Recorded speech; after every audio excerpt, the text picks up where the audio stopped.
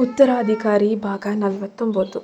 ವಿಷ್ಣುವರ್ಧನ್ ತನ್ನ ಐಷಾರಾಮಿ ಬ್ಲೇಸರನ್ನು ಧರಿಸಿಕೊಳ್ಳುತ್ತಾ ಆಕೆಯನ್ನು ಮನೆಯವರಿಂದ ಮುಚ್ಚಿಡಲು ಪ್ರಯತ್ನಿಸುತ್ತಿಲ್ಲ, ಬದಲಾಗಿ ಮನೆಯವರ ಗಲಾಟೆಯಿಂದ ಆಕೆಯನ್ನು ದೂರವಿಡಲು ಬಯಸ್ತಿದ್ದಾನೆ ಅನ್ನುವಂಥದ್ದು ಸ್ಪಷ್ಟವಾಯಿತು. ಇದನ್ನು ಕಂಡ ಆತನ ಅಜ್ಜ ಮತ್ತು ರಾಹುಲ್ ಮೂಕ ವಿಸ್ಮಿತರಾಗಿ ನಿಂತು ಬಿಡ್ತಾರೆ. ಆಕೆ ಇತರರ ಮುಂದೆ ತುಂಬ ಸೌಮ್ಯ ಮತ್ತು ಶಾಂತ ಸ್ವಭಾವದಳು. ಹೊಸ ಜನರ ಮಧ್ಯೆ ಬಂದಾಗ ತೀವ್ರವಾಗಿ ನಾಚಿಕೆಯನ್ನು ಪಡ್ತಾಳೆ.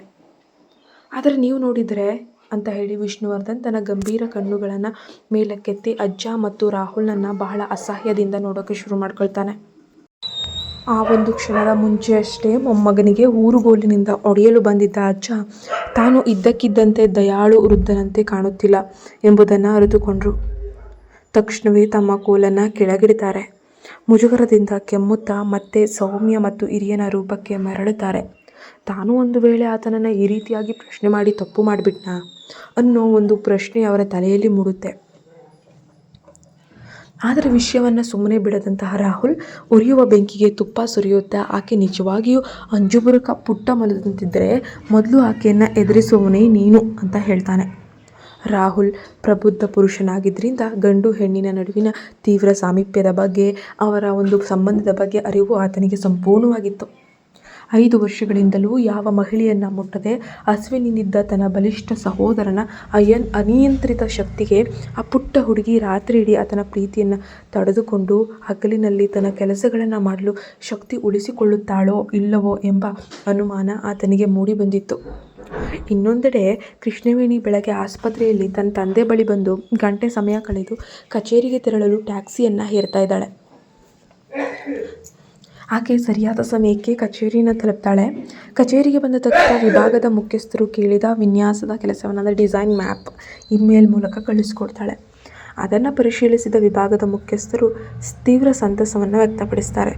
ಇದು ಹೊಸಬರು ಮಾಡಿದ ಕೆಲಸದಂತಿಲ್ಲ, 10 ವರ್ಷಗಳ ಅನುಭವವಿರುವಂತಹ ಪ್ರವೀಣ ವೃತ್ತಿಪರರು ಮಾಡಿದಂತಿದೆ ಅಂತ ಕಣ್ಣುಗಳಲ್ಲಿ ಮೆಚ್ಚುಗೆಯ ಮಿಂಚಿನೊಂದಿಗೆ ಹೊಗಳಿದ್ರು.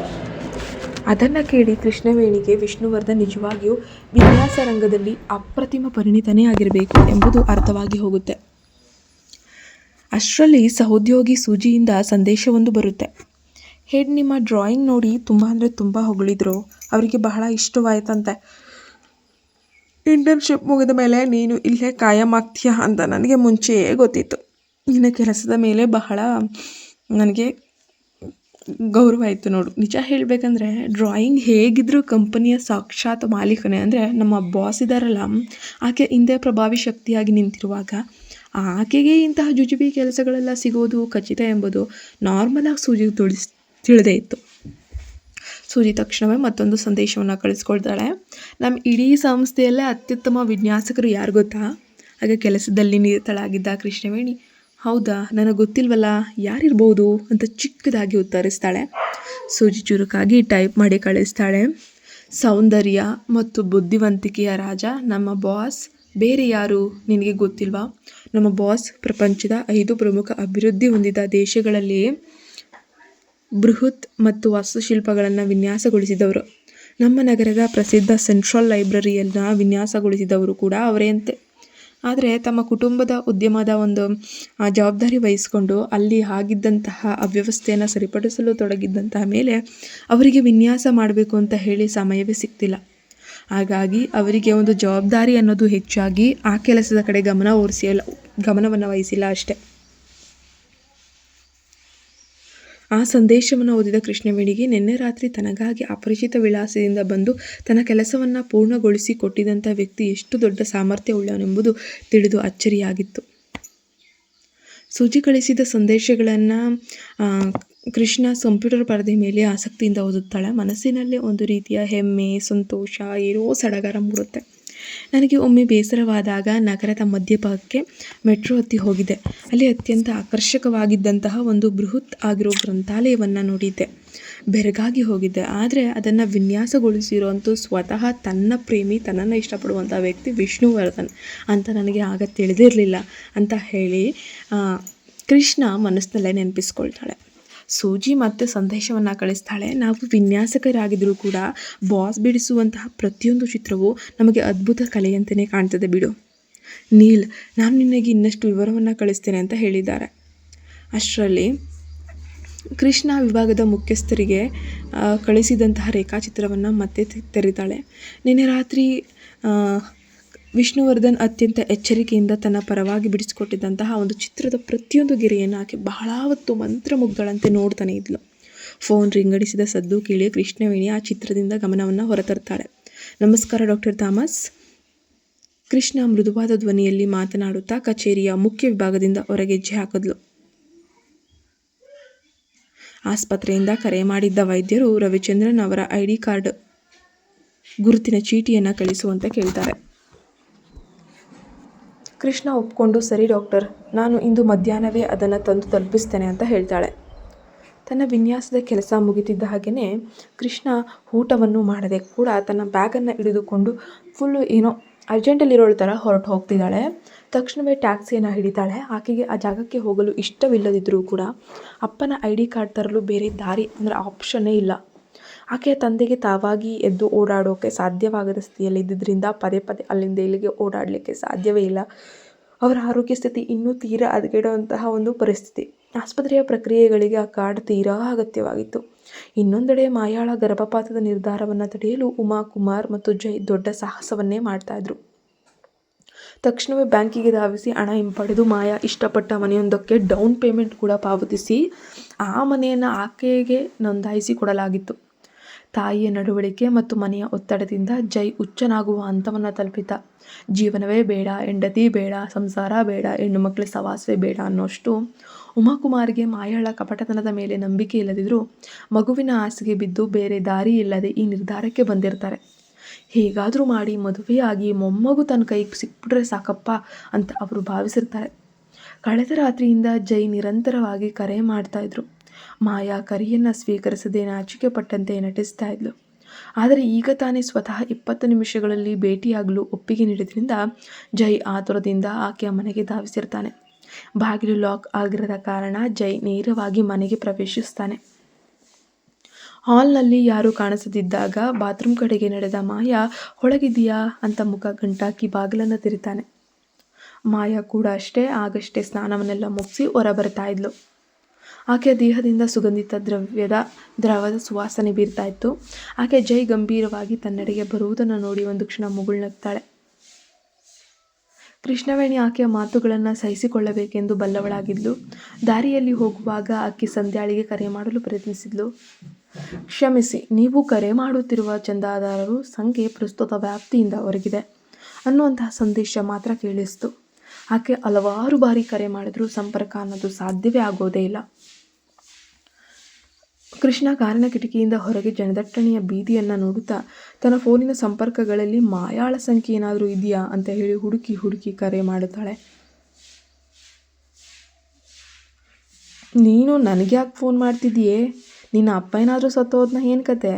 ನನ್ನ ಅಮ್ಮ ಮತ್ತು ನಾನು ಅವರ ಅಂತ್ಯಕ್ರಿಯೆಗೆ ಬರಬೇಕಂತ ಹೇಳೋಕ್ಕೇನಾದ್ರೂ ಕರೆ ಮಾಡಿದ್ಯಾ ಅಂತ ಮಾಯಾ ಫೋನ್ನಲ್ಲೇ ಆಟ ಆಡುತ್ತಾ ತುಂಬ ಕೀಳಾಗಿ ಅತ್ಯಂತ ಕಟುವಾಗಿ ಕೇಳ್ತಾಳೆ. ಕೃಷ್ಣಾಳಿಗೆ ಆಕೆಯೊಂದಿಗೆ ಅನಗತ್ಯವಾಗಿ ಮಾತಾಡಿ ಅಥವಾ ಅವಳೇ ಕೋಪ ಬರೆಸುವಂಥದ್ದು ಸಮಯ ವ್ಯರ್ಥ ಮಾಡೋಕ್ಕೆ ಇಷ್ಟ ಇಲ್ಲ. ಆಕೆಯ ಮಾತುಗಳನ್ನು ನಿರ್ಲಕ್ಷಿಸಿ, ನೀನು ಮನೆಯಲ್ಲಿದ್ದೀಯಾ? ನಾನು ಮನೆಗೆ ಬಂದು ನನ್ನ ತಂದೆಯ ID ಕಾರ್ಡನ್ನು ತೆಗೆದುಕೊಂಡು ಹೋಗಬೇಕು, ಹಾಗಾಗಿ ಅಂತ ಹೇಳ್ತಾಳೆ. ಹೌದು, ನಾನು ಮನೆಯಲ್ಲೇ ಇದ್ದೇನೆ, ನೀನು ಬಂದು ತೆಗೆದುಕೊಂಡು ಹೋಗಬಹುದು ಅಂತ ಈಸಿಯಾಗಿ ಮಾಯಾ ಉತ್ತರಿಸ್ತಾಳೆ. ಕೃಷ್ಣ ಫೋನ್ ಇಟ್ಟು ಅಸಹ್ಯದಿಂದ ಕಾರ್ನಲ್ಲಿಯೇ ಕಾಯತೊಡಗ್ತಾಳೆ. ಮತ್ತೊಂದೆಡೆ ಮಾಯಾ ಹಾಸಿಗೆಯಿಂದ ಎದ್ದು ಒಂದು ಕ್ಷಣ ಯೋಚಿಸಿ ಜೈಕುಮಾರ್ಗೆ ಕರೆ ಮಾಡ್ತಾಳೆ. ನೀನು ನನ್ನ ಜೊತೆ ಮಾತನಾಡಬೇಕಂತ ಹೇಳಿದೀಯಲ್ವಾ? ತಕ್ಷಣ ನನ್ನ ಮನೆಗೆ ಬಾ, ನಿನಗೆ 20 ನಿಮಿಷ ಮಾತ್ರ ಸಮಯವನ್ನು ಕೊಡ್ತೇನೆ, ಕ್ವಿಕ್ ಆಗಿ ಬಾ ಅಂತ ಹೇಳ್ತಾಳೆ. ಆ ಕ್ಷಣದಲ್ಲಿ ಜೈ ಆ ಸಮಯದಲ್ಲಿ ಕಚೇರಿಯಲ್ಲಿರಲಿಲ್ಲ. ತನ್ನ ತಂಡದ ನಾಯಕನೊಂದಿಗೆ ಹೊರಗೆ ಹೋಗಿದ್ದನು. ಮಾಯಾಳ ಕರೆ ಬಂದ ತಕ್ಷಣ ಆತ ಆತುರದಿಂದ ಹೊರಡಲೇಬೇಕಾಯಿತು. ಏಕೆಂದರೆ ಆತನ ತಾಯಿ ತನ್ನ ಹುಟ್ಟಲಿರುವ ಮೊಮ್ಮಗನ ಮೊದಲು ತೀವ್ರ ಹತಾಶಳಾಗಿದ್ಲು. ಆತನಿಗೆ ಕೊನೆಯ ಬಾರಿ ತನ್ನ ಮೊಮ್ಮಗ ತನ್ನ ಕೈಗೆ ಬಂದುಬಿಟ್ರೆ ಜೀವನ ಮುಗೀತು ಅನ್ನೋಷ್ಟು ಅವಳಿಗೆ ಹುಚ್ಚಿಡ್ದಿತ್ತು. ಜೈ ತಲುಪಿದ ತಕ್ಷಣ ಮಾಯಾ ಅತ್ಯಂತ ತಂತ್ರಗಾರಿಕೆಯಿಂದ ಆತನನ್ನು ಆಕರ್ಷಿಸೋಕೆ ತೊಡಗ್ತಾಳೆ. ಆಕೆಯ ನಡವಳಿಕೆಯಲ್ಲಿನ ಆ ದಿಢೀರ್ ಬದಲಾವಣೆಯಿಂದ ಜೈ ಕ್ಷಣಕಾಲ ಅಚ್ಚರಿಗೊಂಡ್ರು. ಆಕೆಯ ಸಾಮೀಪ್ಯಕ್ಕೆ ಸಂಪೂರ್ಣವಾಗಿ ಮಣಿದು ಹೋಗ್ತಾನೆ. ಹಾಗೆ ಇದ್ದಕ್ಕಿದ್ದಂತೆ ತನ್ನ ಬಿಗಿ ಮನೋಭಾವವನ್ನು ಬಿಟ್ಟು ಇಷ್ಟೊಂದು ಉತ್ಸಾಹದಿಂದ ವರ್ತಿಸಲು ನಿಜವಾದ ಕಾರಣವೇನು ಎಂಬುದು ವಿಚಾರಿಸುವುದನ್ನು ಆತ ಆ ಕ್ಷಣ ಮರೆತೇ ಬಿಡುತ್ತಾನೆ. ಆ ಕ್ಷಣದಲ್ಲಿ ಆತನಿಗೆ ತಕ್ಷಣ ಕೆಲಸಕ್ಕೆ ಹಿಂತಿರುಗುವ ಆತುರವಿತ್ತಾದರೂ ಮಾಯಾಳ ಪ್ರಭಾವಕ್ಕೆ ಒಳಗಾಗಿ ಆಕೆಯೊಂದಿಗೆ ನಿಕಟ ಕ್ಷಣಗಳನ್ನು ಕಳೆಯಲು ತೊಡಗುತ್ತಾನೆ. ಆತನಿಗೆ ಈ ಎಲ್ಲದರ ನಡುವೆ ಕೃಷ್ಣ ಆಸ್ಪತ್ರೆಯ ಕೆಲಸಕ್ಕಾಗಿ ಅದೇ ಮನೆಗೆ ತಂದೆಯ ID ಕಾರ್ಡನ್ನು ಪಡೆಯೋಕೆ ಧಾವಿಸಿ ಬರ್ತಾ ಇದ್ದಾಳೆ ಅನ್ನುವಂತಹ ಸುಳಿವು ಕೂಡ ಇರಲಿಲ್ಲ. ಆತನಿಗೆ ಹೇಗೆ ಗೊತ್ತಾಗಬೇಕು, ತನ್ನ ಚಿಕ್ಕಪ್ಪನ ಮನೆಗೆ ಅವಳು ಯಾಕೆ ಬರ್ತಾಳಲ್ವ. ಹಾಗಾಗಿ ಜೈ ತನ್ನ ಕೈ ಹಿಂಭಾಗದಿಂದ ಮಂದ ಗಾಜಿನ ಸ್ನಾನಗೃಹದ ಬಾಗಿಲನ್ನು ಮುಚ್ಚಿ ಒಳಗೆ ನಡೆಯುತ್ತಿರುವ ವಿಷಯಗಳನ್ನು ಯಾವುದೇ ಪಶ್ಚಾತ್ತಾಪವಿಲ್ಲದೆ ನಿರಾಳವಾಗಿ ಆನಂದಿಸಲು ಪ್ರಾರಂಭಿಸ್ತಾನೆ. ಮಾಯ ಸಂಪೂರ್ಣವಾಗಿ ಆತನನ್ನು ತನ್ನ ವಶಕ್ಕೆ ತೆಗೆದುಕೊಂಡಿರ್ತಾಳೆ. ಇತ್ತ ಪಾಪ ಯಾವುದೇ ವಿಚಾರವನ್ನು ತಿಳಿಯದಂತಹ ಕೃಷ್ಣವೇಣಿ ಆತುರಾತುರವಾಗಿ ತಾನು ಬಂದಿದ್ದ ಬಾಡಿಗೆ ಕಾರಿನಿಂದ ಇಳಿದು ಹಳೆಯ ವಸತಿ ಪ್ರದೇಶದತ್ತ ಹೆಜ್ಜೆಯನ್ನು ಹಾಕ್ತಾಳೆ. ಅದು ಪಟ್ಟಣದ ಅತ್ಯಂತ ಹಳೆಯ ಬಡಾವಣೆ ಕೂಡ ಆಗಿತ್ತು. ಹಲವು ವರ್ಷಗಳ ಹಿಂದೆ ಆಕೆಯ ತಂದೆ ಅಲ್ಲಿ ಒಂದು ಅಂತಸ್ತಿನ 2 ಮಲಗುವ ಕೋಣೆಗಳ ಸಣ್ಣ ಮನೆಯನ್ನು ಕೂಡ ಖರೀದಿ ಮಾಡಿದರು. ಜಮಾನದಲ್ಲಿ ಬಹಳ ಕಷ್ಟಪಟ್ಟಂಥ ವ್ಯಕ್ತಿ. ಆ ಮನೆ ಭವ್ಯಾಳ ಬಾಲ್ಯದ ನೆನಪುಗಳಿಂದ ತುಂಬಿತಾದರೂ ಕೂಡ ಒಳ್ಳೆಯ ನೆನಪುಗಳಿಗಿಂತ ಕಹಿ ನೆನಪುಗಳೇ ಹೆಚ್ಚು ಉಳಿದಿದ್ವು. ಯಾಕಂದರೆ ತಂದೆಯ ಪ್ರೀತಿ ಸಿಗ್ತಾ ಇದ್ರೂ ಕೂಡ ಆ ಮಲತಾಯಿಯ ಧೋರಣೆ ಅನ್ನೋದು ಹೆಚ್ಚಾಗಿ ನೆನಪಿನಲ್ಲಿ ಉಳಿದಿದ್ದು. 5 ವರ್ಷಗಳಿಂದಲೂ ಕೂಡ ಖಾಲಿಯಾಗಿದ್ದಂತಹ ಹಳೆಯ ಕಾರಿಡಾರ್ನಲ್ಲಿ ನಡೆಯುತ್ತಿದ್ದಾಗ 9ನೇ ತರಗತಿಯಲ್ಲಿದ್ದಾಗ ಮಾಯಾ ಮತ್ತು ಸಂಧ್ಯಾ ತಮ್ಮ ಮನೆಗೆ ವಾಸಿಸಲು ಬಂದ ಘಟನೆ ಆಕೆಯ ಕಣ್ಣ ಮುಂದೆ ಈಗಲೂ ಕೂಡ ಹಾಗೆ ಇದೆ. ಆಗ ಆಕೆಯ ತಂದೆ, ಮಗಳೇ, ಇವಳು ನಿನ್ನ ತಂಗಿ, ವಯಸ್ಸಿನಲ್ಲಿ ನಿನಗಿಂತ 2 ವರ್ಷ ದೊಡ್ಡವಳಾಗಿದ್ದರೂ ನೀವಿಬ್ಬರು ತಂಗಿಯಂದಿರಂತೆ ಚೆನ್ನಾಗಿ ಹೊಂದಿಕೊಳ್ಳಬೇಕು, ಸರಿಯೇ ಅಂತ ಹೇಳಿದರು. ಮುಗ್ಧಳಾಗಿದ್ದ ಆಗ ಕೃಷ್ಣವೇಣಿ ಮುಗುಳ್ನಗುತ್ತಾ ಸರಿಯಪ್ಪ ಅಂದಿದ್ಲು. ಮಾಯಾ ಕೂಡ ಮೇಲ್ನೋಟಕ್ಕೆ ಚಿಂತಿಸಬೇಡಿ ಚಿಕ್ಕಪ್ಪ, ನಾನು ನನ್ನ ತಂಗಿಯನ್ನು ತುಂಬ ಚೆನ್ನಾಗಿ ನೋಡ್ಕೊಳ್ತೀನಿ ಅಂತ ಹೇಳಿ ನಟನೆ ಕೂಡ ಮಾಡಿದ್ಲು. ಆದರೆ ವಾಸ್ತವದಲ್ಲಿ ನಡೆದದ್ದೇ ಬೇರೆ. ಅವರು ಒಟ್ಟಿಗೆ ಇದ್ದ ಮೊದಲ ರಾತ್ರಿಯೇ ಮಧ್ಯರಾತ್ರಿಯಲ್ಲಿ ಮಾಯಾ ಕೃಷ್ಣವೇಣಿಯ ಮೈಮೇಲಿದ್ದ ಕಂಬಳಿಯನ್ನು ಬಲವಂತವಾಗಿ ಎಳೆದುಕೊಂಡು ಅವಳಿಗೆ ಚಿಕ್ಕ ಪುಟ್ಟ ವಿಷಯದಲ್ಲಿ ಚಿತ್ರಹಿಂಸೆ ಕೊಡೋಕೆ, ಅವಳನ್ನು ಡಾಮಿನೇಟ್ ಮಾಡೋಕ್ಕೆ ಶುರು ಮಾಡಿದ್ಲು. ಕೃಷ್ಣ ಅದನ್ನು ಮರಳಿ ಕೇಳಲು ಹೋಗುವಷ್ಟರಲ್ಲೇ ಆಕೆಯ ನಕಲಿ ಸಹೋದರಿ ಕೋಪದಿಂದ ಕೃಷ್ಣವೇಣಿ ಹಾಸಿಗೆಯಿಂದ ಕೆಳಗೆ ತಳ್ಳಲ್ಪಡ್ತಾಳೆ. ಆ ತಳ್ಳುವಿಕೆಯಲ್ಲಿ ಕೃಷ್ಣಾಳ ಹಣೆ ಹಾಸಿಗೆ ಪಕ್ಕದಲ್ಲಿದ್ದ ಮೇಜಿನ ತುದಿಗೆ ಬಲವಾಗಿ ಬಿತ್ತು. ತಲೆಯಿಂದ ರಕ್ತಸ್ರಾವವಾದರೂ ಆ ಸಣ್ಣ ವಯಸ್ಸಿನಲ್ಲೇ ಕೃಷ್ಣ ನೋವನ್ನು ತಡೆದುಕೊಂಡು ಅಳದೆ ಸುಮ್ಮನೇ ಇದ್ಲು. ಮರುದಿನ ಬೆಳಗ್ಗೆ ತಂದೆ ಆಕೆಯ ಹಣೆಯ ಗಾಯವನ್ನು ನೋಡಿ ಆತಂಕದಿಂದ ಏನಾಯ್ತಮ್ಮ ಅಂತ ಹೇಳಿ ವಿಚಾರಿಸಿದ್ರು. ಅಷ್ಟರಲ್ಲಿ ಮಾಯಾ ನಕಲಿ ಕಾಳಜಿಯನ್ನು ತೋರಿಸುತ್ತಾ ಓಡಿ ಬಂದು ಅಯ್ಯೋ ಕೃಷ್ಣವೇಣಿ ಮುಖವನ್ನು ಹಿಡಿದು, ಅಯ್ಯೋ ಕೃಷ್ಣ, ನಿನ್ನ ತಲೆಗೆ ಹೇಗೆ ಪೆಟ್ಟಾಯಿತು? ರಾತ್ರಿ ನೀರು ಕುಡಿಯಲು ಇದ್ದಾಗ ಬೆಳಗಿನ ಸ್ವಿಚ್ ಎಲ್ಲಿದೆ ಅಂತ ತಿಳಿಲಿಲ್ವೇ? ಮುಂದಿನ ಬಾರಿ ನೀರು ಬೇಕಿದ್ರೆ ನನ್ನನ್ನು ಎಬ್ಬಿಸು, ನಾನೇ ತಂದು ಕೊಡ್ತೀನಿ ಅಂತ ಹೇಳಿ ನಾಟಕ ಆಡೋಕೆ ಶುರು ಮಾಡ್ಕೊಳ್ತಾಳೆ. ಚಿಕ್ಕವಳಾಗಿದ್ದ ಕೃಷ್ಣಾಳಿಗೆ ತನ್ನ ತಂಗಿಯ ನಟನೆಯ ಮುಂದೆ ಏನು ಹೇಳಬೇಕಂತಾನೆ ತೋಚಲಿಲ್ಲ. ಬಹುಶಃ ಮಾಯಾ ನಿದ್ರೆಯಲ್ಲಿ ಅರಿಯದೆ ತನ್ನನ್ನು ಒದ್ದಿರಬಹುದು, ಆ ನಿದ್ದೆಗಳಲ್ಲಿ ಗೊತ್ತಾಗದೇ ಇರಬಹುದು ಅಂತ ಮುಗ್ಧವಾಗಿ ಭಾವಿಸೋಕೆ ಶುರು ಮಾಡ್ಕೊಳ್ತಾಳೆ. ಮನೆ ತಂದೆಯಾಗಿದ್ದರೂ ಸಂಧ್ಯಾ ಮನೆಯ ಯಜಮಾನಿಯಂತೆ ಮೆರೀತಾ ಇದ್ಲು.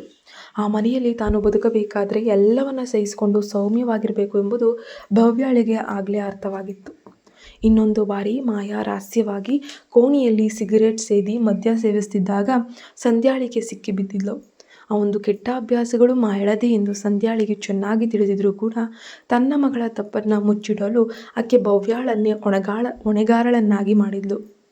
ಭವ್ಯಾಳ ಕಪಾಳಕ್ಕೆ ಬಡಿದು, ಈ ಚಿಕ್ಕ ವಯಸ್ಸಿನಲ್ಲಿ ಇಂತಹ ಕೆಟ್ಟ ಅಭ್ಯಾಸಗಳನ್ನು ಮಾಡಲು ನಿನಗೆಷ್ಟೇ ಧೈರ್ಯ?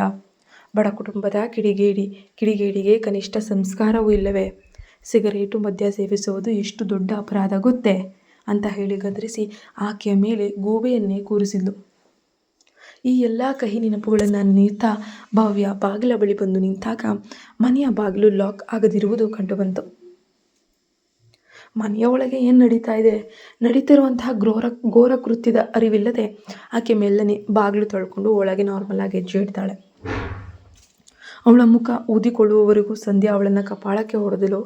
ತಂದೆ ವಿದೇಶದಿಂದ ಹಿಂತಿರುಗಿದಾಗ ಕೃಷ್ಣ ಅಳುತ್ತಾ ತನ್ನ ಅಜ್ಜನ ಮನೆಗೆ ಹಿಂತಿರುಗಿ ಹೋಗಬೇಕೆಂದು ಪಟ್ಟು ಹಿಡಿದಿದ್ಲು.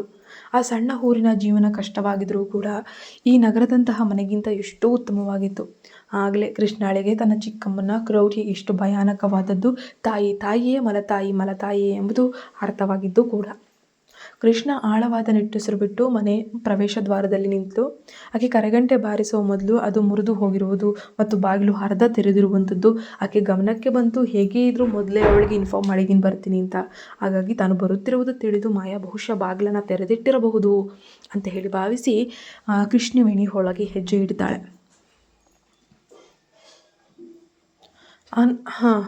ಅವಳು ಒಳಗೆ ಹೋಗ್ತಾ ಇದ್ದ ಹಾಗೇನೆ ವ್ಯಕ್ತಿಯೊಬ್ಬನ ತೀವ್ರವಾದ ಉಸಿರಾಟ, ನರಳಾಟ ಮತ್ತು ಅಸಹ್ಯಕರವಾದ ಮಾತುಗಳು ಕೇಳಬೇಕಾಗ್ತದೆ ಅಂತ ಕೃಷ್ಣವೇಣಿ ಕನಸು ಮನಸ್ಸಿನಲ್ಲೂ ಕೂಡ ನಿರೀಕ್ಷಿಸಿರಲಿಲ್ಲ. ಹೇಳು, ನಮ್ಮಿಬ್ಬರಲ್ಲಿ ಯಾರು ಹೆಚ್ಚು ಸುಂದರಿ, ನಾನು ಅಥವಾ ಆ ಕೃಷ್ಣನೋ? ನೀನು ಉತ್ತರ ಹೇಳದಿದ್ದರೆ ನಾನು ಇಲ್ಲೇ ನಿಲ್ಲಿಸಿಬಿಡ್ತೀನಿ ಅಂತ ಮಾಯಾಳ ಧ್ವನಿ ಕೇಳಿಬರುತ್ತೆ. ನೀನು ಯಾವಾಗಲೂ ನೀನೇ, ಬೇಗ ನಿಲ್ಲಿಸಬೇಡ. ಆಸೆಯ ತೀವ್ರತೆಗೆ ಜೈ ಮೆದುಳಿನ ಮೇಲಿನ ನಿಯಂತ್ರಣ ಕಳೆದುಕೊಂಡು ಬಾಯಿಗೆ ಬಂದಂತೆ ಮಾತಾಡ್ತಾ ಇದ್ದಾನು. ಹಾಗಾದರೆ ನೀನು ಇಂಗ್ಲೆಂಡ್ನಲ್ಲಿದ್ದಾಗ ನನ್ನಲ್ಲದೆ ಅವಳನ್ನೇಕೆ ಬೆನ್ನಟ್ಟಕ್ಕೆ ಶುರು ಮಾಡಿದ್ದೆ? ಅವಳಂದರೆ ನಿನಗೆ ಅಷ್ಟೊಂದು ಇಷ್ಟವೇ? ಅವಳು ನನಗಿಂತ ಸುಂದರಿಯೇ ಅಂತ ಹೇಳಿ ಆ ದಿನ ಆಕೆ ಹಿಂದೆ ಓಡಬೇಕಿತ್ತಲ್ವೇ ಅಂತ ಮಾಯಾ ತಮಾಷೆಯಾಗಿ ಚುಚ್ಚಿದಾಗ ಜೈಗೆ ಸಿಟ್ಟು ಬಂತು. ಆದರೆ ಮಾಯಾ ಬಿಟ್ಟು ಕೊಡದಿದ್ದಾಗ ಆ ಒಂದು ಸಂದರ್ಭದಲ್ಲಿ ಜೈಗೆ ತಾಳ್ಮೆಯಿಂದ ಗುಣಗುವುದನ್ನು ಬಿಟ್ಟು ಬೇರೆ ಆಪ್ಷನ್ ಇರಲಿಲ್ಲ. ದಿಢೀರನೆ ಜೈ ತನ್ನ ಬೆನ್ನನ್ನು ಬಾಗಿಲಿಗೆ ಬಡಿದಾಗ ಆ ಮಂದ ಗಾಜಿನ ಬೆಳಕು ಸದ್ದು ಮಾಡುತ್ತಾ ಸ್ವಲ್ಪ ಓರೆಯಾಯಿತು. ಗಾಜಿನ ಆಚೆಯಿಂದ ವ್ಯಕ್ತಿಯೊಬ್ಬರ ನೆರಳು ವಿಚಿತ್ರವಾದ ಶಬ್ದ ಕೇಳಿಸ್ತಾ ಇದ್ದಾಗೆ ಮಾಯಾ ಉಬ್ಬುಗಂಟಾಕಿ ಜೈ ಕಡೆಗೆ ನೋಡಿದ್ಲು. ಜೈ ತಕ್ಷಣವೇ ಅವಳಿಂದ ದೂರ ಸರಿತಾನೆ. ಕೃಷ್ಣ ಉಪಸ್ಥಿತಿಯಿಂದ ಜೈ ಪ್ರಭಾವಿತನಾಗಬಹುದು ಅಥವಾ ಹೆದರಬಹುದು ಅಂತ ಮಾಯಾಗೆ ಭಯವಾಯಿತು. ಹಾಗಾದಲ್ಲಿ ಕೃಷ್ಣ ಕೆರಳಿಸಿ ಅವಮಾನಿಸುವ ಆಕೆಯ ಪ್ಲ್ಯಾನ್ ವಿಫಲವಾಗ್ತಿತ್ತು. ಜೈ ತಕ್ಷಣವೇ ತನ್ನ ಪ್ಯಾಂಟನ್ನು ಧರಿಸಿಕೊಳ್ಳೋಕೆ ಶುರು ಮಾಡ್ಕೊಳ್ತಾನೆ. ಆ ಶಾಂತವಾದ ಮನೆಯಲ್ಲಿ ಆತನ ಬೆಲ್ಟ್ ಬಕಲ್ ಸರಿಪಡಿಸುವ ಸದ್ದು ತುಂಬ ಸ್ಪಷ್ಟವಾಗಿ ಕೇಳಿ ಬರ್ತಾ ಇತ್ತು. ಬಹುಶಃ ಆತ ಎಷ್ಟು ಗಾಬರಿಯಾಗಿದ್ದ ಅಂದರೆ ಆತನಿಗೆ ಸರಿಯಾಗಿ ಬೆಲ್ಟ್ ಹಾಕ್ಕೊಳ್ಳಲು ಸಹ ಸಾಧ್ಯವಾಗ್ತಿಲ್ಲ. ಕೈಗಳೆಲ್ಲ ನಡುಗ್ತಾ ಇದೆ. ಅವನು ಅದನ್ನು ನೋಡ್ತಾನೂ ಹೋಗೋಕ್ಕಾಗ್ತಿಲ್ಲ, ಅವಳನ್ನು ನೋಡೋಕ್ಕಾಗ್ತಾ ಇಲ್ಲ. ಜೈ ಗಾಜಿನ ಬಾಗಿಲು ತಳ್ಕೊಂಡು ಹೊರಗೆ ಬಂದನು. ಮಂಡಿಯೂರಿ ಕುಳಿತಿದ್ದ ತನಗೆ ಸುಖ ನೀಡಿದ್ದ ಮಾಯಾಳನ್ನು ಆತ ಸಂಪೂರ್ಣವಾಗಿ ನಿರ್ಲಕ್ಷಿಸಿ ನೇರವಾಗಿ ಕೃಷ್ಣಳನ್ನು ನೋಡಿ ಹುಬ್ಬುಗಂಟಾಗ್ತಾನೆ. ಆತ ಮುಜುಗರ ಮತ್ತು ನೋವಿನಿಂದ ಕೃಷ್ಣವೇಣಿ ಅಂತ ಹೇಳಿ ಕರೀತಾನೆ. ಸ್ವಲ್ಪ ಸಮಯದ ಮುಂಚೆಯಷ್ಟೇ ಮಾಯಾ ತನ್ನ ತಂದೆಯನ್ನು ಶಪಿಸಿ ಮಾತನಾಡಿದ್ದು ಕೃಷ್ಣಳಿಗೆ ನೆನಪಾಗುತ್ತೆ. ಆಕೆ ಜೈ ಕಡೆಗೆ ನೋಡಿ ಆತನ ಕೆಟ್ಟ ಮನಸ್ಥಿತಿಯನ್ನು ಕಂಡು ಕಟುವಾಗಿ ಮುಗುಳ್ನಗ್ತಾಳೆ. ನೀನು ಇಷ್ಟೊಂದು ಬೇಗ ನಿರಾಳವಾಗಿ ಹೊರಬಂದಿಯಾ? ನಿನಗಿನ್ನೂ ಕೇವಲ 20 ವರ್ಷ. ನಿನ್ನ ಹೆಂಡತಿಯ ಭವಿಷ್ಯ ಸುಲಭವಾಗಿರೋದಿಲ್ಲ ಬಿಡು ಅಂತ ನನಗನ್ನಿಸ್ತದೆ ಅಂತ ಹೇಳ್ತಾಳೆ. ಬಾಯಿ ಮುಚ್ಚೋ ಅಂತ ಹೇಳಿ ಮಾಯಾ ಸ್ನಾನದ ಟವೆಲನ್ನು ಸುತ್ತಕೊಂಡು ಕೋಪದಿಂದ ಹೊರಗೆ ಬರ್ತಾಳೆ ಕೂಡ. ನನ್ನ ಬಗ್ಗೆ ಮಾತನಾಡೋಕೆ ನಿನಗೆ ಎಷ್ಟೇ ಧೈರ್ಯ? ನೀನು ಕೂಡ ಪವಿತ್ರಳೇನು ಅಲ್ಲ ಅಲ್ವಾ?